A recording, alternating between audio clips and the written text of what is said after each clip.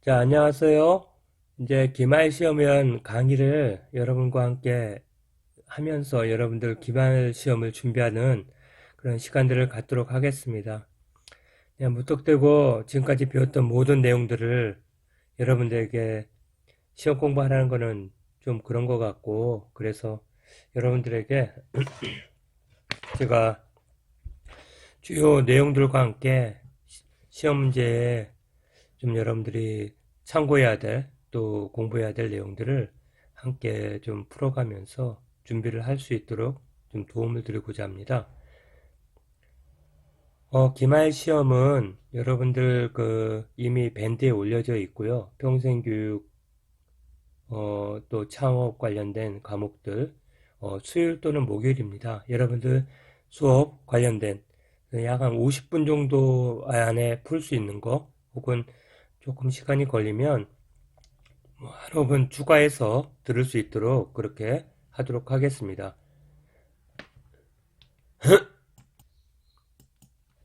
기말 시험은 주로 어떤 개념을 설명하는 문제, 그리고 어, 또 어떠한 특성들, 예를 들면 뭐 집단 지성의 유형들을 설명하시오, 뭐 이런 문제들을 출제하게 될 것입니다.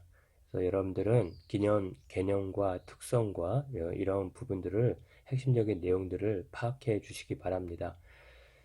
어, 밴드에 주소도 제가 올려드릴 겁니다. 그래서 그 시험 준비를 미리미리 해 주시기 바라고요. 어, 이미 예고한 대로 여러분들 지금 시험 성적은 출석과 함께 여러분들 지금 조별 활동을 하고 있는데 동료 평가가 점수가 반영이 되고요. 기말 시험은 한 50% 정도 반영을 하려고 합니다. 점수 50%. 그러니까 기말 시험을 잘 보셔야 합니다. 그래서 잘 준비를 하시고요. 한번 딱 시험 봐가지고 뭐 잘했다 그러면 좋은 점수 받잖아요. 그럼에도 불구하고 여러분들 고생 많으셨고 코로나 때문에 얼마나 힘드셨어요. 그래서 그러한 부분들을 위로하기 위해 정말 여러분들이 진짜 백지를 안 내, 박지를 냈거나 뭐 반 이상을 못 맞췄거나 해서 뭐 그런 경우가 아니라면 여러분들 B 이상은 주려고 노력한다는 점을 미리 말씀을 드릴게요. 뭐 그래서 시험 못 봐도 B 맞는다 이런 생각하지 마시고요. 어, 적어도 최선을 다했는데 지금 다른 학생들에 비해 절대평가라고 하지만 50%가 A 정도니까 다른 학생들에 비해 열심히 했긴 했는데 어, 지금 뭐 한두 개 덜 맞아서 삐랍다 이렇게 생각을 해 주시는 게 좋습니다. 아셨죠? 어쨌든 최선을 다해서 기말 시험을 준비하시고 기말 시험의 점수가 여러분들의 받는 점수에 많은 부분 영향을 미칠 거다. 그렇게 보시면 되겠습니다. 자, 먼저 우리가 살펴볼 게 뭐냐면 지식 정보 사회 부분이었습니다. 그래서 지식 정보는 사회는 무엇이냐? 그래서 디지털 자료와 정보, 인터넷, 소셜 네트워크 등을 매개로 해서 지식과 정보를 탐색, 수집, 분석, 종합, 비판, 창조하여 부를 창조하고 사이버 공간을 통해 연결, 소통, 참여하여 일과 학습을 효율화하고 있는 측면에 주의한다. 그러니까 지식정보사회는 어떤 사회냐? 자료와 정보, 인터넷, 소셜 네트워크를 매개로 해가지고 지식 정보를 하나의 어, 여러 가지 이런 활동들 통해서 이 지식 정보를 통해 부를 창조하고 그 다음에 뿐만 아니라 여러 가지 사이버 공간을 통해서 카톡이든 페이스북이든 여러 가지 통해서 연결되고 참여함으로써 일과 학습을 효율화하는 그런 부분들이 지식정보 사회다. 지식정보 사회는 여러 미래학자들에 의해서 제시가 되었는데요. 그 중에 대표적인 학자로 엘빈 토플러를 들 수 있습니다.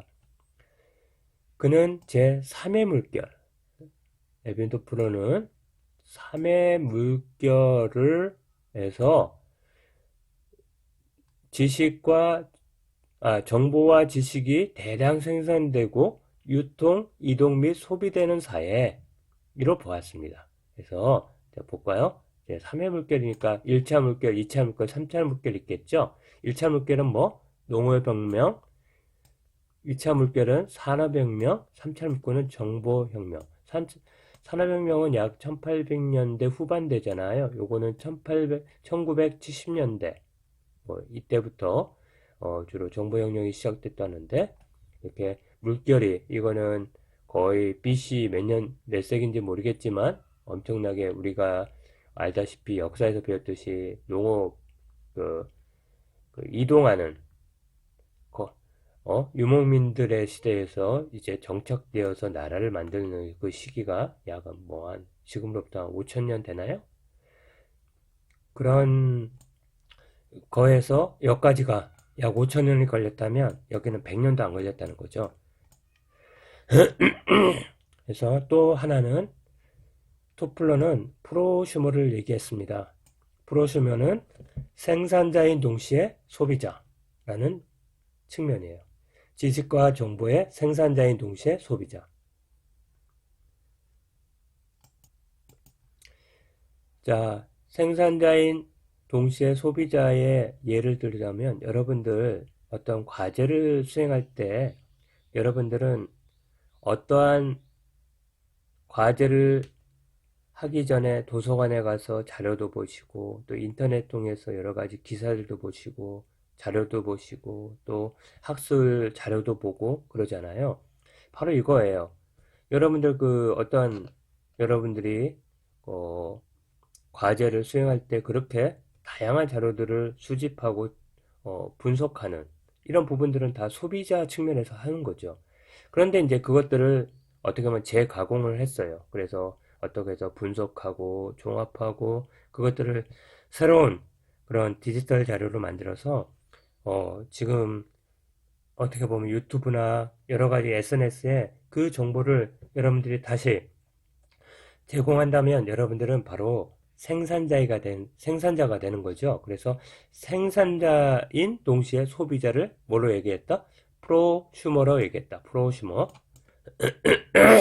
그래서 지식정보사회는 이렇게 지식정보를 활용해서 부를 창출하고 서로 연결해서 하는 건데, 엘빈 토플러가 얘기했다. 그런데 이러한 프로슈머의 사람들은 바로 지식정보의 사람들은 바로 프로슈머로서 지식과 정보를 소비하기도 하고 생산하기도 한다. 이게 주된 첫 번째 특징이라고 볼 수 있겠습니다. 지식정보사회는 인터넷, 소셜미디어, 소셜 네트워크를 통해 사람들이 서로 소통하며 아까 지금 위에서 얘기했어요. 정보와 상품, 직접 자본 등을 이동하는 사회를 갖다가 지식정보사회라고 한다. 지식정보사회는 인터넷과 SNS를 통해 집단지성을 활발한다. 이따 얘기하겠지만 집단지성, 여러분들 집단지성. 그러나 지식정보사회는 프라이버시와 잊혀질 권리. 여러분들 잊혀질 권리가 뭐겠어요? N번방에 그러한 여러 가지 자료가 공유되고 있었던 그 사건들이 있었죠. 그 과정에 혹시나 여러분들이 정말 지우고 싶은 자료가 그 안에 있다고 생각을 해보세요. 혹은 여러분 인터넷 자료에 여러 가지의 어떻게 보면 과거 연인과의 사진, 또 어떤 좀 잘못된 어떤 그러한 장소에 있었던 그런 사진들이 SNS 상에 있음으로써 다양한 사람들이 여러분의 정보를 알게 되는데, 그런 정보들을 지우려고 해도 이미 퍼가게 해가지고 이미 이렇게 다른 사람에게 공유돼 가지고 그 자체를 지울 수가 없는 이런 부분들이 있잖아요. 이걸 갖다가 잊혀질 권리라고 얘기합니다. 특히 지식정보 사이에서는 가장 중요한 게 개인정보 프라이버시. 나도 모르는데 내 정보가 유출되는 경우, 그 다음에 또 뭐냐, 좀 잊혀지고 싶은 그런 자료들이 있는데 그런 권리들을 갖는 것입니다. 그래서 또 하나는 뭐냐면 다양한 일탈들이 있죠. 사이버상으로. 뭐 더 말씀 안 드려도 되겠죠. 그 다음에 정보 격차가 있습니다. 또 하나는 뭐냐면 인터넷 중독들이 있어요. 그래서 디지털 감시, SNL 감옥. 뭐 이렇게 퇴근하고 나면 또 카톡 와가지고 업무를 물어보고 뭐 이런 것들 있잖아요. 이런 것들이 다 어떻게 보면 SNS 감옥 또는 감시 체제를 갖고 있는 거예요. 여러분들 이전에 저희 같은 경우는 그 채팅이 있었어요. 그 뭐죠? 그러면 이 채팅을 연결시켜 놓으면 이 온, 오프가 있거든요. 그러면 출근했다 안 했다도 확인이 가능하고요. 뭐 등등 여러 가지가 디지털 감시에 어떤 쓰였던 부분들이었습니다. 자, 네트워크 사회입니다. 네트워크 사회는 뭐 여러 사람들이 얘기했지만 이 카스텔이라는 사람을 먼저 얘기할게요.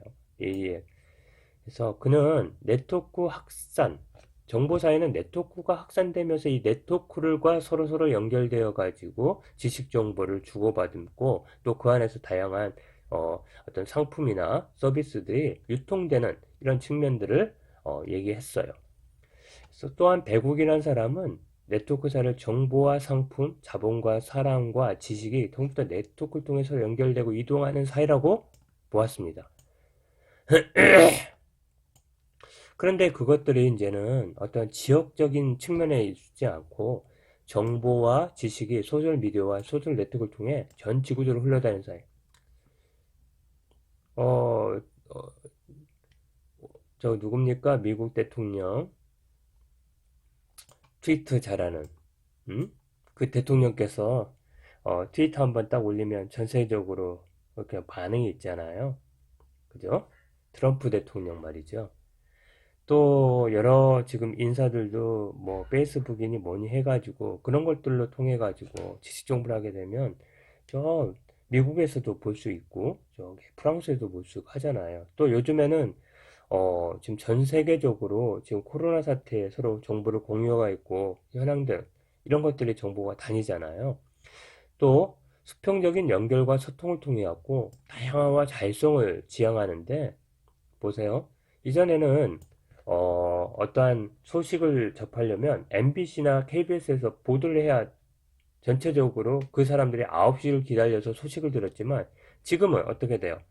다양한 채널을 통해 갖고 어떻게 보면 서로 연결돼 있고 소통하고 있죠.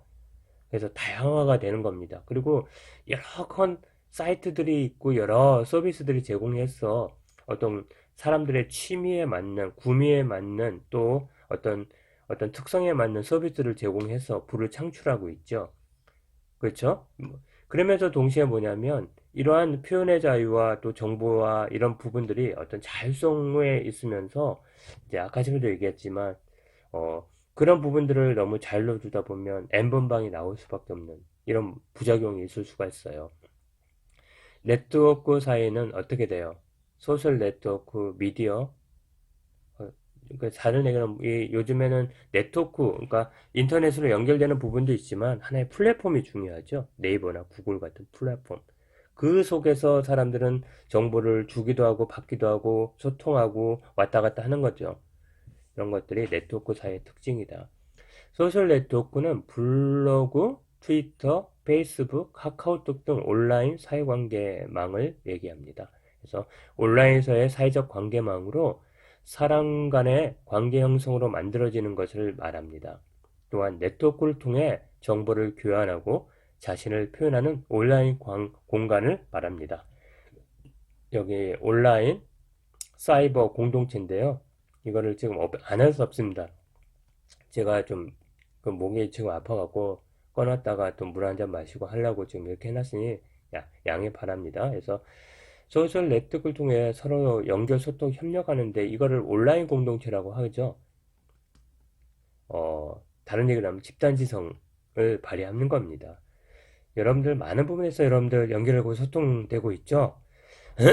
어떻습니까? 오프라인에서 공동체 하나의 뭐 과, 그다음에 여러분들 어떤 부분에서 동아리, 또 여러분들 뭐 어떤 선후배 관계를 만나서 하는 경우하고 그렇지 않은 경우하고 특성들이 차이가 있죠. 그래서 여러분들 이거를 좀 잘 구분을 할 수 있으셔야 돼요. 어떤 일을 할 때, 학습을 할 때, 여러 사람 할 때 요즘에 많은 부분에서 특히 사이버 공동체로 많은 부분에서 이렇게 모임을 갖고 서로 정보를 공유하고 서로 의사소통 하잖아요. 가장 답답한 게 뭐나요? 사이버 공동체라고 하게 되면.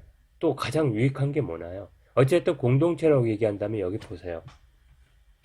성원들 간의 경험이나 감정이나 가치를 공유하는 집단이고요. 성원의 지속성과 의뢰 행위가 있고 일정한 통제가 존재하고 특정한 관계 속에서 도움을 주고받는, 그러니까 어떤 경험과 감정, 가치를 공유하고 서로 간의 지속성과 의뢰 행위가 있는 이런 것들이 하나의 공통점인데, 오프라인은 그래서 두 가지나 세 가지로 비교 설명하시고 그러면 어, 일반적으로 오프라인 공동체나 사이버 공동체는 성운들 간의 경험과 감정, 가치를 가지고 있고 특정한 관계 속에서 서로 주고받는 그러한 지속적인 관계를 가지면서 일정한 규율과 통제로 서로 간의 행위를 하는 그러한 특정이 있는데, 오프라인은 굉장히 운명적이고 지속적이며 자연적이고 지속적인 관계에 있지만 사이버는 어떤 만나지 않은 지역성이 있잖아요. 그런데 이거는 시공간을 한계를 벗어나고 자발적이면서 임의로 선택이 가능하고 굉장히 대면적이고 직접적인 관계지만 간접적이면서 익명성을 강조한다. 그래서 굉장히 잘 알고 있는 사람들끼리의 어떤 관계지만 여기는 그렇지 않은 여러 가지 알지 못하는 또 좀 자유로운 그런 관계가 사이버 공동체, 온라인 공동체 예, 하나의 특징이다. 이렇게 설명할 수 있겠죠? 그래서 어, 자, 시험 문제를 지금 슬라이드마다 하나씩 지금 말씀드린 것 같아요. 간단하게. 자, 요 네트워크 사이가 어떤 거냐, 그 다음에 지식정보 사이가 뭐냐, 그 다음에 토플로에 대한 프로시머가 어떤 거냐, 뭐, 그 다음에 지식정보 사이의 어떤 장점과 어떤 단점이 뭐냐, 뭐 이런 부분들이 지금 계속 오가고 있어요. 집단시성. 내비가 주창한 거예요. 내비.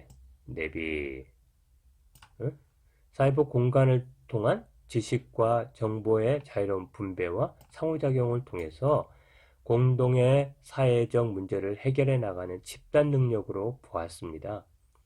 집단 지성은요, 사이버 공간을 통해서 다수의 개체나 집단들이 서로 협력하고 아이디어와 정보를 공유, 생산하는 공동체가, 보세요.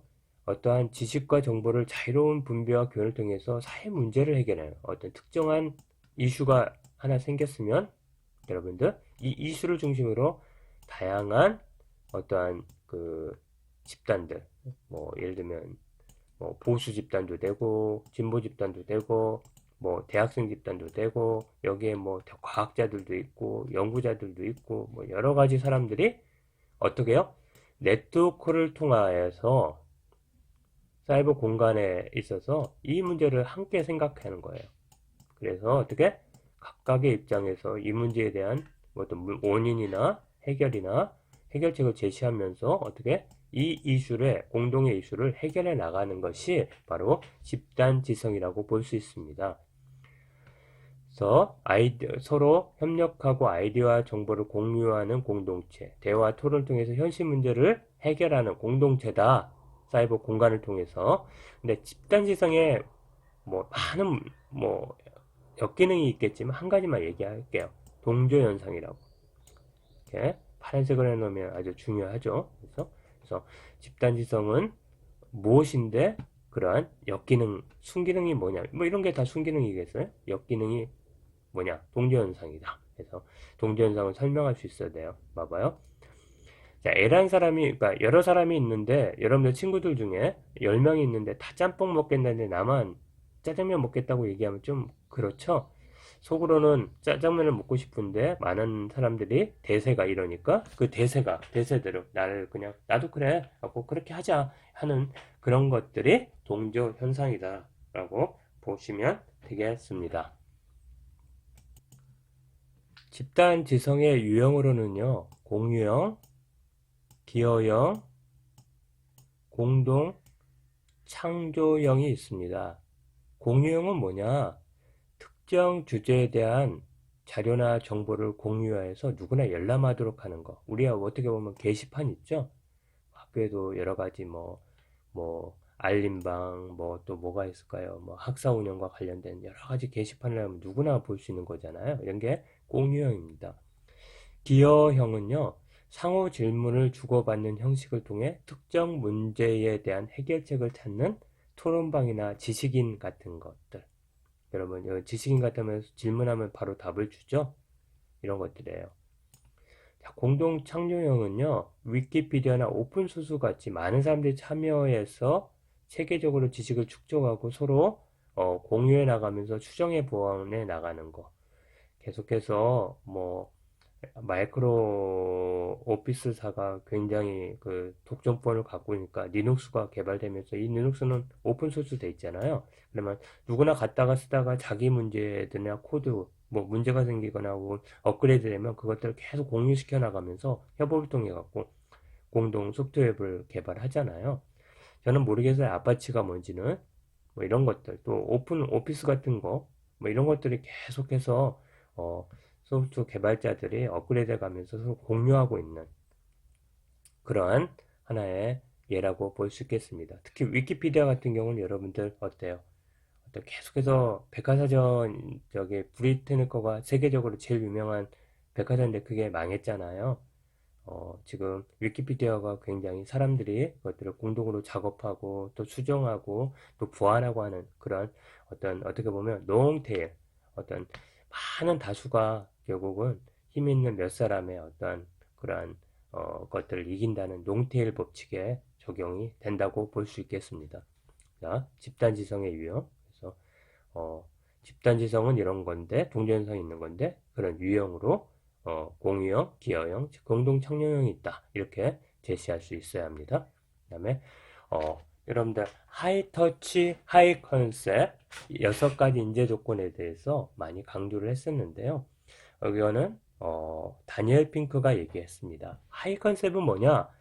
패턴과 기회를 감지하고 예술적 미와 감정의 아름다움을 창조해내며 훌륭한 이야기를 창출해내고 언뜻 관계가 없어 보이는 아이디어를 결합해 뭔가 새로운 것을 창조해내는 능력을 말합니다. 하이터치는요, 다른 사람과 공감하고 미묘한 인간관계를 잘 다루며 자신과 다른 사람의 즐거움을 잘 유도해내고 목적과 의미를 발견해 이를 추구하는 능력을 말합니다. 다니엘 핑크는 이러한 하이 컨셉과 하이 터치가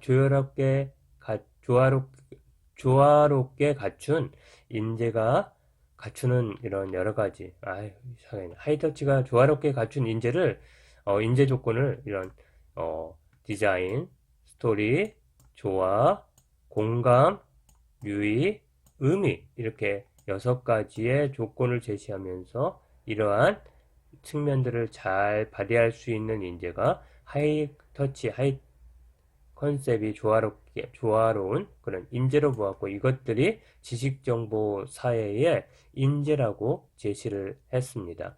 물론 4차 산업혁명에서도 마찬가지네. 이제는 디지털 정보와 디지털 여러 가지 어떤 이미지나 여러 가지의 그 데이터들이 강조되는 이 시점에서 많은 사람들이 소설과 같이 긴 글을 인터넷에서 읽을 수가 없습니다. 그러면 어떻게 해야 돼요?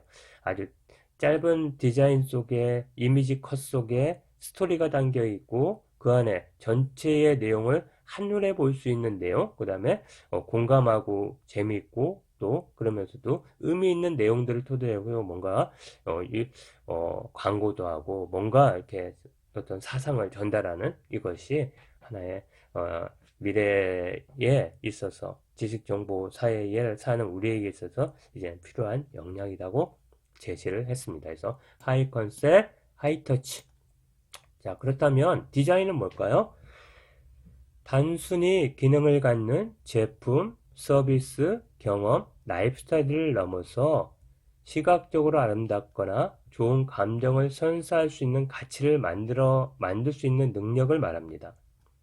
이제 애플에 있어서 아이팟이나 혹은 아이폰 같은 게 왜 선풍적인 인기를 그래요? 아주 한 손에 들어오면서 핸디하면서 상당히 그 디스플레이도 이미지가 좋고 그다음에 아주 깔끔한 디자인 때문에 선호하잖아요. 이런 것들을 얘기합니다. 스토리.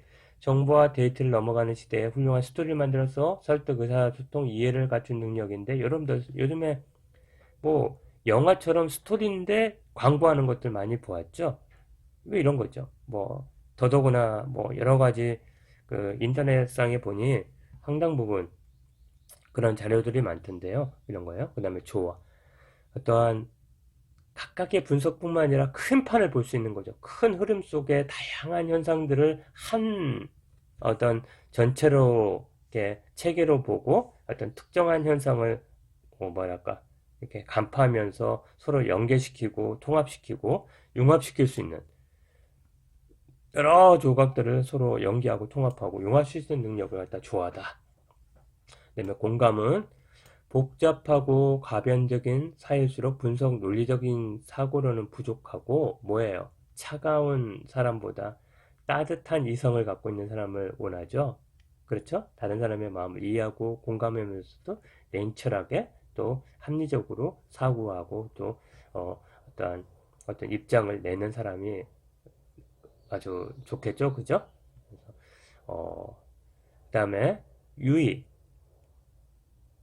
웃음, 명랑한 마음, 어떤 유머 이런 부분들을 재미를 향유할 수 있는 능력을 갖춘 사람들을 얘기합니다. 그 다음에 의미, 풍요, 생존 경쟁을 강조하는 시대에는 물질적인 풍요보다는 목적의식, 초월적인 가치, 그리고 정신적 만족감을 줄 수 있도록 의미를 부여하는 능력을 말합니다. 의미.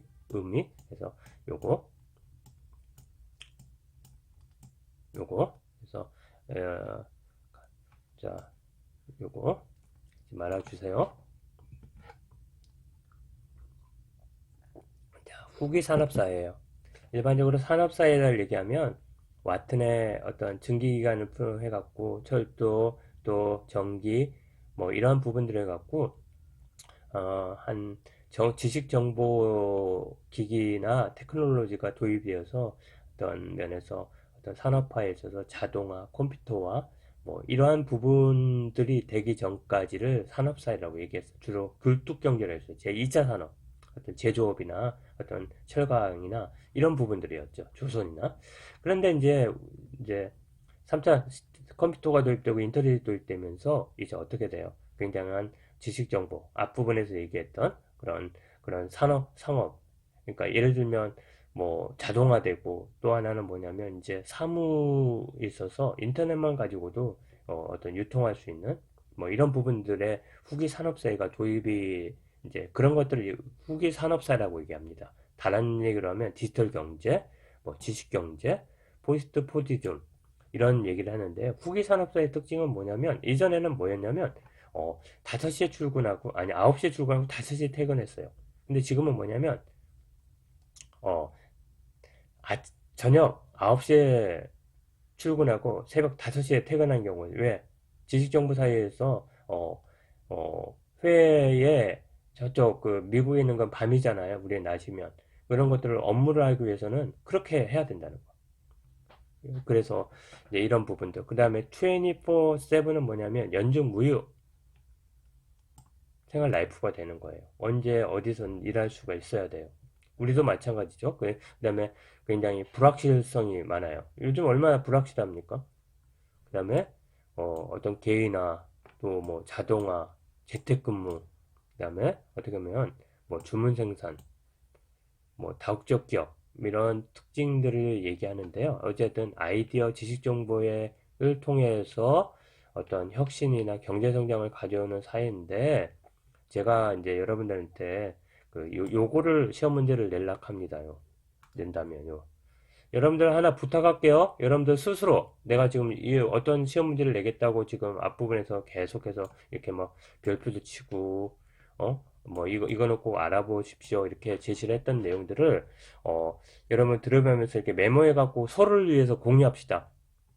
아, 밴드에 이렇게 댓글을 달아주면 여러분들 이렇게 서로 이렇게 공유하면서 일치된 내용들을 공부할 수 있잖아요.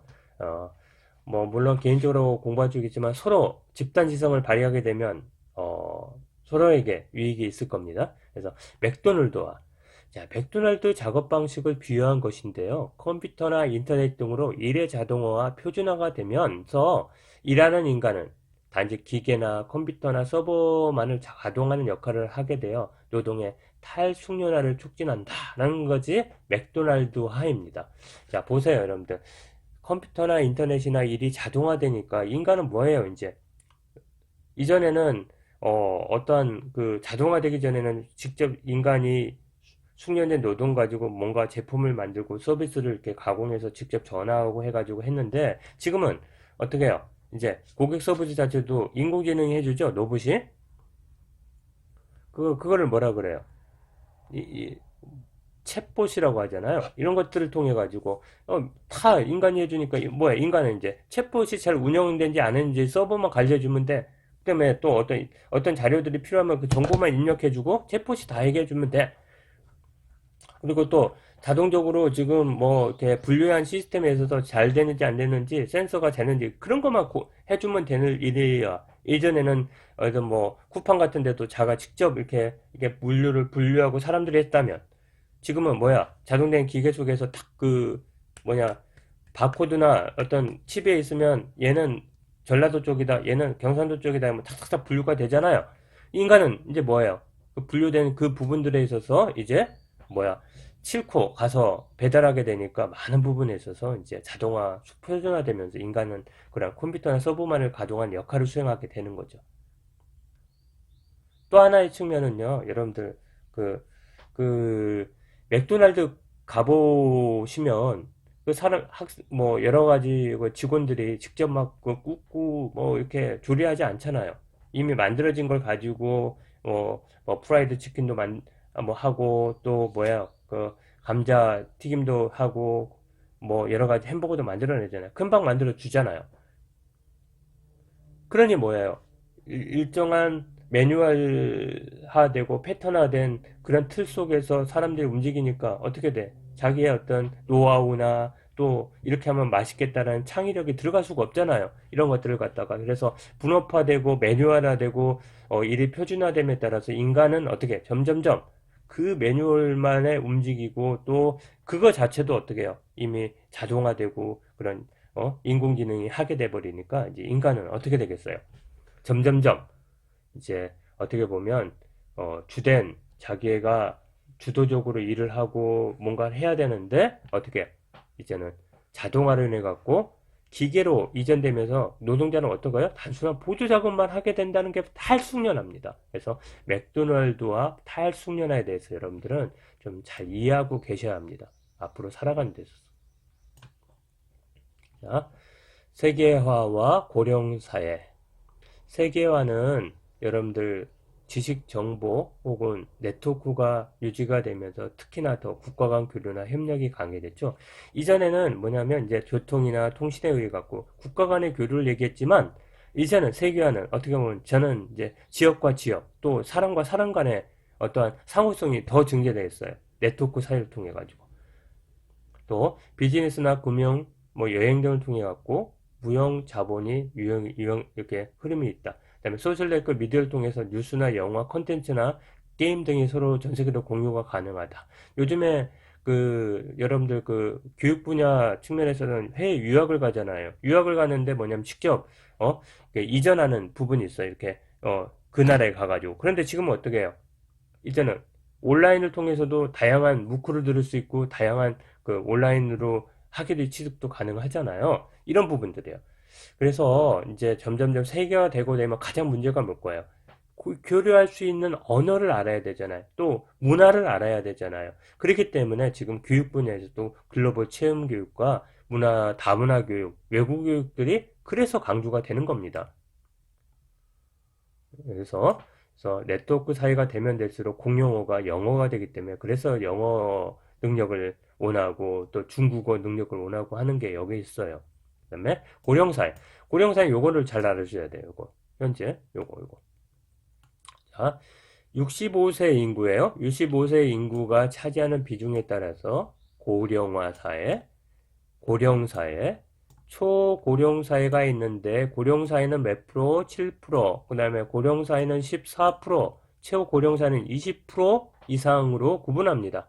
네, 지금 2015년 현재 13.1% 어디 있어요? 우리 고령사회에 진입하고 있고 한 이제 지금쯤이면 지금 이제 저희 초고령사회에 진입하고 있다가 2030년쯤이면 이제 초고령사회가 된다고 하는 그 지금 전망이 있습니다. 이러기 위해서 인적자원 개발이나 평생교육이 활성화돼야 되고 이제 제2의 3의 산모장이 여러분들 준비를 해야 하는 시점에 있어서 거기에 초점을 두는 학원들 이것들이 굉장히 이제 곽강을 받을 수밖에 없는 그러한 하나의 영역이고 여러분들 틈새 시장입니다. 지금은 다 초중등에 보수받고 그래가지고 어떻게 해요? 코로나 사태가 되니까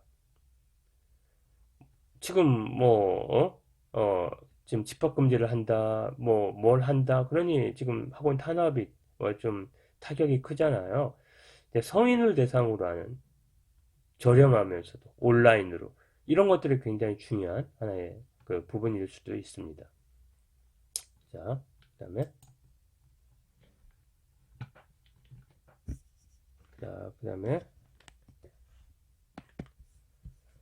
4차 산업의 특징에 대해서 좀 살펴보도록 하겠습니다.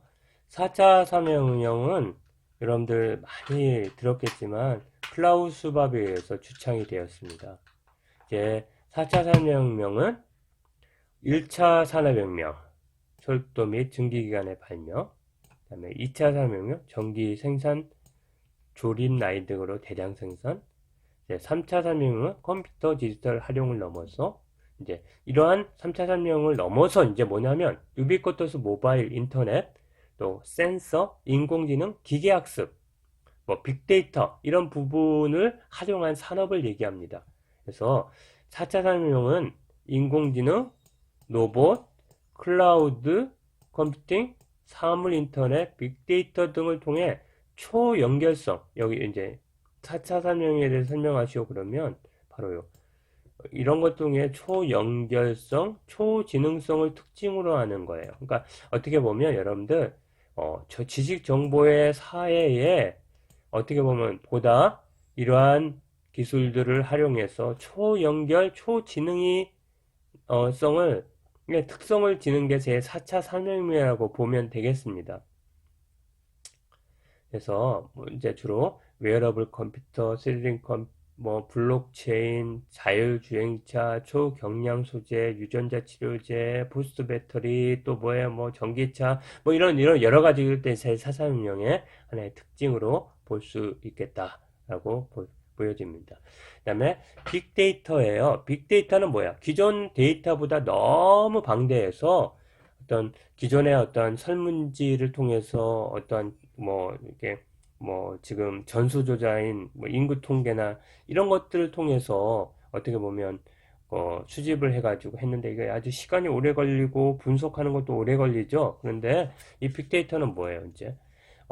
이러한 이거보다 더 방대한 자료가 어디 있습니까? 소셜 네트워크에 있고 미디어에 있고 여러 가지 것들이 있죠. 우리 핸드폰 안에 너무나 많은 무관한 정말 용량이 넘치는 그런 어떤 지식 정보들이 무한히 있잖아요. 이런 것들을 어떤 마이닝 이렇게 파가지고 중요한 정보들을 수집하고 그것들을 빅데이터를 분석해서 일정한 어떤 현상이나 일정한 어떤 규칙들을 찾아내고 그것들을 가지고 사람들에게 접근하면 더 적절하겠죠. 지금 20대들이 원하는 게 뭘까요? 그러면 전화를 할 거 아닙니까? 갤럽 같은 데서. 그래가지고 한 2박 3일 동안 전화를 해가지고 뭐 한다고 하는데, 빅데이터는 어떻게 해요? 뭐 카톡부터 해가지고 페이스북, 또 뭐 있어요? 뭐 구글, 뭐 여러 가지 네이버 이런 데 댓글이든 뭐든 지금 이런 것들을 수억 건, 수천 바이트를 어떤 정보를 가지고 분석을 할 거 아니에요. 그 분석이 언제가 돼요? 몇 시간이면 나온답니다. 몇 시간이면? 그럼 어떻게 해? 그걸 가지고 지금 20대의 필요가 뭔지, 20대는 어디를 지금 취업을 하려고 하는지, 이런 것들을 정확하게 파악하고, 그것들을 가지고 어, 계속해서 유연한 적응성을 가지고 어떻게 계속해서 프로그램을 개발하고 제공해주고, 또 뭐 여러 가지 어떤 여러분들에게 어떤 교육 서비스 또는 어떤 어떤 진로 개발 서비스 이런 것들 제공해줘야 여러분이 적절할 거 아닙니까? 뭐 이것들이 빅데이터예요. 빅데이터는 요 세 가지 특징. 그게 3V, 속도, 다양성. 지난 학기 이거 시험 문제 내도 다 틀려. 크기, 볼륨, 속도, 빌로시티, 다양성, 버라이어티. 이 특징. 크기는 뭐냐? 수십 테라 페타바이트. 어느 정도 큰지는 잘 상상이 안 돼. 뭐 수십 테라바이트, 이 페타바이트는 이 세상에 어떤 모든 뭐랄까 그 도서관에 정보를 다 모아도 그 정도 된다고 합니다. 그런 데이터 속성을 말하고, 속도는 대용량의 데이터를 빠르게 처리하고 분석할 수 있는 속성.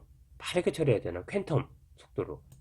그죠? 그다음에 다양성. 다양한 데이터를 이용했는데, 주로 정형은 뭐냐면 0, 1, 0, 1, 0, 1, 2, 3, 4 이렇게 갖고 설문조사하는데, 반정형은 0, 1, 0, 1 나오면서도 뭐 이렇게 뭐랄까 그 간단한 이렇게 기술하는 거. 그다음에 비정형은 이미지, 그림, 뭐 여러분들 뭐 이렇게 문자, 텍스트 뭐 이런 것들을 갖다가 비정형이라 그래요. 그래서 주로 이렇게 민간기관이나 공공기관에서는 이런 공공 서비스 수요자들의 서비스에 대한 요구나 경향을 소셜 네트워크나 미디어 등에서 게시된 텍스트를 분석하는 경향이 많은데, 이를 텍스트 분석이라 그래. 여러분들 텍스트 분석 알죠? 텍스트 분석하면 여러 가지 뭐 이렇게 문자를 얘기하면 이렇게 그림으로도 나타나고 하잖아요. 텍스트 분석.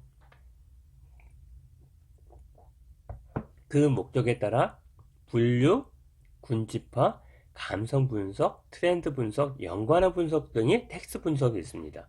이런 5가지를 해서 이렇게 해서 떤 소비자의 어떤 욕구와 또 어떤 필요들을 파악하고 또 그거에 알맞는 서비스를 제공해야 되지 않겠어요? 그래서 분류는 뭐냐? 자, 분명히 이거는 시험 문제 나옵니다. 군집화, 감성 분석, 그다음에 트렌드 분석, 그다음에 연관어 분석. 자, 분류는 뭐냐? 주어진 여러 문서에 대해 미리 정해진 카테고리에 분류하는 거예요. 신문 기사 보면 여러분들 그 네이버 같은 데 보면 스포츠, 경제, 정치 이렇게 분류해놓고 거기에 각각에 이렇게 알맞는 기사를 넣어주죠. 이렇게 분류해요. 문집화. 여러 문서가 주어질 때 비슷한 주제의 문서끼리 그룹핑하는 거예요. 예를 들면 분류가 학습 과정을 통해 문서를 분류하는 이러한 뭐 한다면, 군집화는 뭐냐면 학습 과정을 바로 유사한끼리 그룹화하는 거예요. 예? 그래서 뭐냐, 이 군집화가 그렇다는 거. 이렇게 유형으로 묶어주는 비슷한 유형으로 이렇게 묶어주는 거 이렇게. 예. 예를 들면 뭐 여기 그 어떤 스포츠, 경제, 정치지만 이 사이에서 이 세 가지 측면에 있어서 어떻게 보면 이제 그 수요의 문제다, 공급의 문제다. 그러면 또 이 스포츠, 경제, 정치에 있어서 이제 그 관련된 기사들을 이렇게 유형화하는 거, 군집화하는 것이 바로 군집화라는 거예요. 자, 그다음에 여러 가지 유형들의 그 부분에 있어서 코로나와 관련된 이렇게 연결해 주는 거, 군집화. 그냥 감성 분석을 돼. 긍정, 부정, 중립을, 감성을 추출하는 거야. 이렇게 문서나 보고 이렇게 어떤 텍스트를 보면 여기에 좋다, 나쁘다.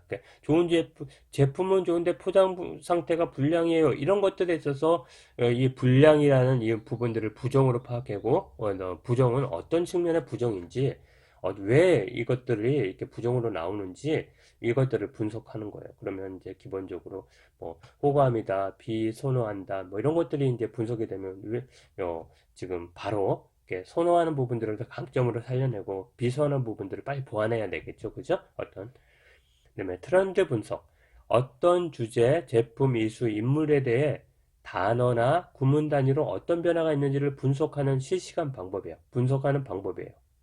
그래서 어떤 트렌드 분석 있죠, 여러분들. 그 뭐, 지금 뭐 선거 때 많이 봤잖아요. 선거 때 하니까 주로 많이 나타나는 게 뭐라는 거. 또 지금 이슈에 있어서 주로 사람들은 어떻게 생각하는지 이렇게 트렌드 분석. 근데 1주차는 이랬고 2주차는 이랬고 3주차는 이랬고 이런 식으로 변화가 되는 이런 측면들을 연관어 분석. 그리고 여러분들 뭐 네이버 다 실시간 분석이 이게 다 트렌드 분석이에요. 구글 트렌드 분석도 있고요. 연관어 분석은 어떤 거예요?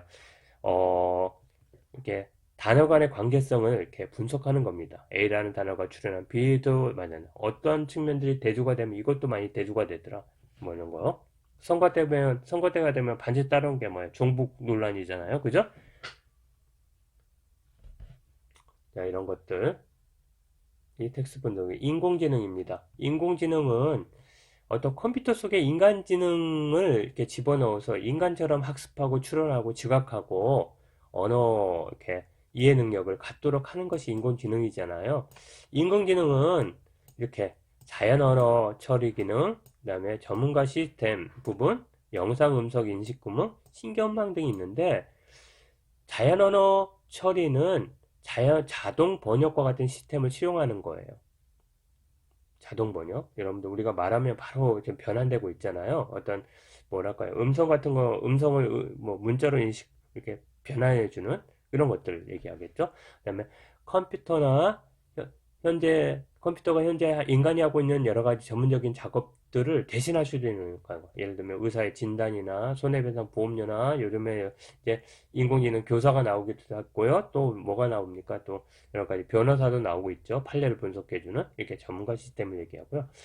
컴퓨터가 TV 카메라를 통해 잡은 영상을 분석하여 그것이 무엇인지 알아내거나 사람의 목소리를 듣고 그것을 문장으로 변환하는 해서 서비스를 제공해주는 구글의 번역이나 삼성의 빅스비, 챗봇 이런 것들을 얘기합니다.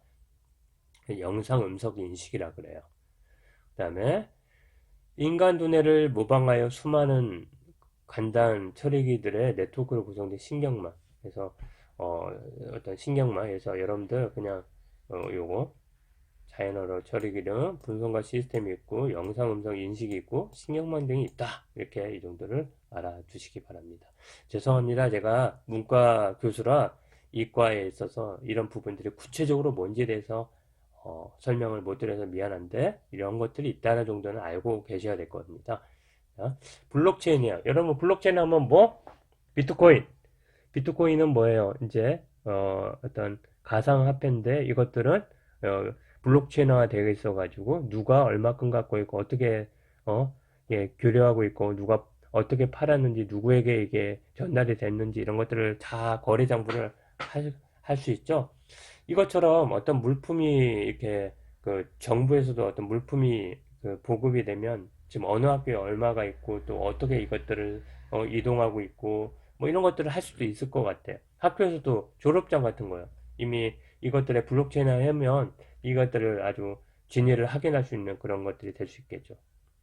블록체인은 누구나 열람할 수 있는 장부에 거래 내역을 투명하게 기록하고 여러 대의 컴퓨터 일을 복제해 저장한 분산 데이터 저장 기술이라고 볼 수 있습니다. 블록체인은 여러 가지의 어떠한 연결, 수많은 컴퓨터의 동시에 이를 복제해 저장하는 분산형 데이터 저장 기술이다. 공공거래 장부 기술이다.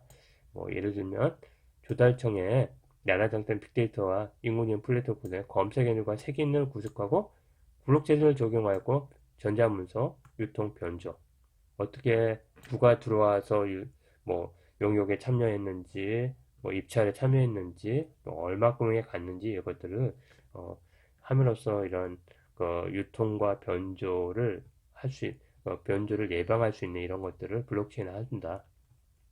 그 다음에 사물 인터넷이요. 사물 인터넷은 사물에 센서를 부착해 갖고 실시간으로 데이터를 인터넷으로 주고받는 기술이나 환경을 일컫습니다. 블루투스나 근거리 무선 통신, 센터 데이터, 네트워크가 인터넷에 연결된 기기들의 자율적인 소통을 돕는 거예요. 냉장고의 온도를 실시간으로 점검해갖고 제품을 진단하고 질적 관리를 해가야 하는 문제. 침대에 사람이 자고 있는지 여부에서 자동 실내등이 커져 있거나 하는 이런 것들이 다 사물 인터넷. 센서를 달아놓고 이 사물 인터넷이 있어야 주행 자동차나 또 드론 같은 게 운영이 되잖아요.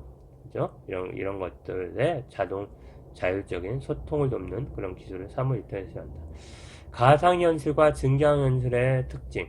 특히 우리 가상현실과 증강현실은 주로 교육 분야에서도 많이 쓰이고 여러 가지 지금 여러분들 그 학원 어떤 교육 프로그램을 만들고 지금 할 때 지금 가상현실, 증강현실을 많이 고려하고 있잖아요. 가상현실과 증강현실의 차이는 뭘까요? 가상현실은 이렇게 어떤 특정한 환경이나 상황을 컴퓨터로 만들어서 마치 실제 상황인 것처럼 인간에게 이렇게 제공해 두는 것이죠. 그래서 어떤 일상적으로 경험하기 어려운 것들을 직접 체험하기 어려운 것들을 컴퓨터로 가상으로 만들어 가지고 제공해 주는 거예요. 예를 들면 뭐 지금 우리 어떤 조가 있던데 그 가상 현실로 운전 이렇게 면허하는 그런 부분들, 뭐 게임하는 부분들, 그다음에 뭐 수술하는 거 이런 거지만 이런 것들을 얘기하고 그래서 가상현실. 그래서 요 차이는 구별할 수 있는지 여러분들 제가 시험 문제를 낸다면 내겠어요. 요 부분, 요 부분. 그래서 근데 증강현실은 현실 세계의 3차원의 가상물질을 보여주는 뭐 이렇게 포켓몬처럼 그래서 가상현실 기술이 컴퓨터 그래픽이 만든 가상현 환경에 사용자가 몰입하도록 함으로써 이게 아주 부가적인 정보를 제공하는 거죠. 현실 속에서 갑자기 뻥 튀어나와가지고 어떤 뭐 수다쟁이 요즘에 이렇게 나오던데 이승철이 나타나서 간략한 뭐 얘기를 하든지 김용옥 선생님이 나타나서 뭐 어떤 것들을 설명해 두든지 뭐 미국의 어떤 유명한 교수님이 확 나타나갖고 일정한 어떤 천체를 설명해 주든지 그러면서 이렇게 도와주는 그것들이 증강현실 어, 입장이죠. 뭐 그런 부분 물론 홀로그램이라고 얘기도 하지만 이런 것들이 어떤 증강현실이다. 자 이제 그다음에 챗봇 여러분들 요즘에 이제 그 챗봇이 학사 상담도 해주죠. 일정한 패턴이 있는 거, 일정한 답이 있는 것들은 챗봇이 하고 그렇지 않은 것들은 이제 학사 운영 담당자들이 하는 이런 부분들이 있고 많은 회사에서는 뭐 네이버든 어떤 구글이든 뭐 여러 가지 어시스턴트든 빅스비든 이것을 통해 가지고 상당 부분 이렇게 추천해주고 뭔가를 이렇게 찾아주고 하잖아요. 이런 것들이 다 챗봇이에요. 특히 이제 고객 상담 서비스에서 요즘에 어 대부분 어떤 거예요? 직접 이렇게 응대해주고 하는 그 여러 가지 그 텔레마케팅 어, 담당하는 그 뭐냐 그 뭡니까 그 요즘에 코로나 그 전염도 많이 되는 그런 고객 상담 서비스 하는 그러한 그 곳에 이제 그것들을 인공지능이나 어떤 챗봇을 이용해서 상담해주고 음성도 하잖아요. 그 어시스턴트 같은 거 여러분들 인터넷에서 구글 어시스턴트 하면 그게 나와요. 그래서 그것들을 보면 이제 직접 이제 컴퓨터가 여러 가지 안내도 해주고 예약도 해주고 또 예약 관리도 하고 이런 부분들이 다 챗봇이 할 수 있다. 그렇기 때문에 상당 부분 이제 상담원들 어? 이제 이런 부분들이 이제 상당히 이제 줄어들 수 있겠죠. 이제 일자리가 줄어들 수 있는 이런 여지가 있습니다. 클라우드. 여러분들 다 클라우드 쓰시죠? 저도 어쩔 때는 그 네이버 클라우드입니까? 뭐, 그다음에 원드라이브입니까? 뭐 이런 것들을 활용해가지고 이렇게 저장해 놓고 출장 가게 되면 상당히 유용하더라고요. USB 같은 거 안 갖고 해도 거기에 저장해 놓거나 이전에는 네이버 메일에 그 메일 해가지고 거기다가 딱 저장해 놓고 가서 메일로 열고 했는데 다 이런 기능 아니에요? 그래서 이런 것들을 하게 되면 상당 부분 여러분들 그 저장할 수 있고 또 하나는 이 서버를 없이도 클라우드에 저장해 놓고 보관 관리가 가능하죠. 그리고 운영이 가능합니다. 그러니까 그래서 클라우드 기반 뭐 이렇게 여러 가지 이제 홈페이지도 나오고 이런 부분들이 있는데 이런 것들을 하게 되면 결국 클라우드가 있어야 빅데이터 분석이 가능해요. 저장소가 있어요. 그래서 이런 것들. 그다음에 구독 모델. 그래서 제가 요즘에 우리 딸하고 그 넷플릭스를 이렇게 가입을 해서 3명까지는 되더라고요. 가지고 일단 가입을 해가지고 가끔가다 이렇게 그 뭐 영화 같은 게 어떤 게 나오는지 미국 드라마 어떻게 나오는지 뭐 이런 것들을 보거든요. 이런 것들이 다 구독 모델 아니에요? 그다음에 뭐 요즘에 컬리나 이런 부분들에서 신선한 야채 같은 것들을 주기적으로 보내주고 뭐 이런 것들이 다 이제 구독 모델인데요. 신문이나 잡지를 구독하는 것처럼 이제 요거가 어떤 학원에서도 쓸 수 있을 것 같아요. 아무리 생각해봐도. 이제 앞으로도 교육에 있어서도 이제 여러 가지 지금과 같은 이제 비대면 상황이 되면 구독 모델이 아주 좋을지도 몰라요. 잡지를 구독하는 것처럼 일정 기간 구독료. 그래서 여러분들이 이걸 한번 물어보겠단 말이야. 시험 문제로. 구독료를 지불하고 사용자가 원하는 상품이나 서비스를 공급자가 주기적으로 제공하는 신개념 유통 서비스를 말해요. 일정한 금액을 지불하고 주기적으로 생필품이나 의류 등을 받아 사용하거나 여러 종류의 차량을 이용할 수 있는 서비스 등이 이에 해당됩니다. 구독 모델은 무제한 스트리밍 영상을 제공하는 넷플릭스의 성공 이후 다양한 분야로 확산되고 있어요. 예를 들면 9.9달러, 10달러만 내면 수백 개의 술집에서 매일 칵테일 한 잔씩을 마실 수 있는 그런 서비스. 또 일정 금액을 지불하면 차량 중 원하는 차량을 골라 타면서 할 수 있는 서비스. 이 같은 넷플릭스 모델은 헬스클럽이나 병원 등의 그러니까 넷플릭스 모델을 하면 내가 동사의료원도 가도 되고 영남도 의료원도 가고 해서 의료 서비스를 받을 수 있는 이런 것들이에요. 자, 이것처럼 이제 이렇게 구독 경제의 모델이 이렇게 세 가지가 있다. 하나는 넷플릭스 모델. 그래서 술, 커피, 병원, 헬스클럽, 영화관, 동영상. 그래서 요즘에 이제 6월 달부터는 영화관이 개방이 되는데 6천 원에 간다 그러죠. 활성화 때문에. 그다음에 5월 구독료 납부 무제한을 가능하다. 그래서 무비 패스를 한다. 이것처럼 마찬가지예요. 일정한 그 예를 들면 제가 CG 지역에 사는데 CG 지역에 중요한 이렇게 학원들이 이렇게 서로 이렇게 어, 돈을 5군데가 이렇게 연합을 해가지고 여긴 영어를 잘하고 여기는 뭐 수학을 잘하고 여기는 과학을 잘하고 여기는 국어를 잘하고 여기는 뭐 사회를 잘한다고 가정을 하게 되면 요게 연결이 되는 거예요. 요 상품이 뭐 예를 들면 뭐 월 20만 원이다 그러면 어? 예. 뭐 분배를 하는 거죠. 기본적으로 2만 원씩 각각 분배를 하게 되고 그런 다음에 뭐 여기에 이렇게 서로 간에 이렇게 연결되는데 이게 분모수가 뭐냐 이렇게 수강생이 예를 들면 영어를 많이 듣고 그 다음에 사회를 연결하는 경우 그 다음에 뭐 국어를 들으면서 수학과 연결되는 경우 이런 경우 수를 뭐 이렇게 시스템화 시켜갖고 뭐 그거에 따라 가지고 이제 10만 원을 뭐 어떤 학원은 3만 원, 어떤 2만 원, 어떤 1만 원, 어떤 뭐 이렇게 해가지고 이렇게 돈을 받게 될 수도 있는 거잖아요. 예를 들면 아니면 뭐 이 5군데의 어떤 과목이든 뭐 100시간을 뭐 20만 원이다 그러면 뭐 어디 가서 듣는 거예요. 동영상이든 뭐든 다 들어가고 이 100시간 채우는 거지. 이제 이런 식으로. 그다음에 정기 배송 모델, 면도날이나 난제리나 생리대나 뭐 이런 소모품들을 이렇게 지속적으로 이렇게 정기 배송해 주는 거. 뭐 컬리도 마찬가지잖아요. 뭐 이렇게 계속해서 아주 신선한 야채들 정기적으로 배송해줘. 정수기 모델. 자동차나 여러 가지 너프를 품목을 가평해서 이용하는 계속해서 정수기는 모델을 저기 뭐냐 필터를 바꿔주잖아요. 이런 것처럼 말이죠. 네?